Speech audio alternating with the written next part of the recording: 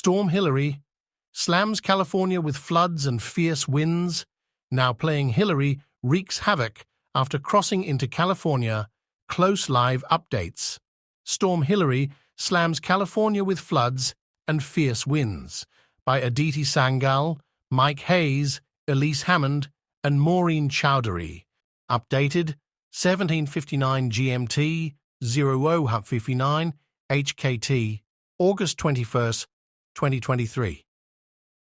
What we're covering. A powerful weather system is moving through the western United States, where 16 million people from Southern California northward to Idaho are under flood watches. The storm is now a post-tropical cyclone, and ongoing and historic amount of rainfall could still lead to life-threatening and catastrophic flooding, according to the National Hurricane Center.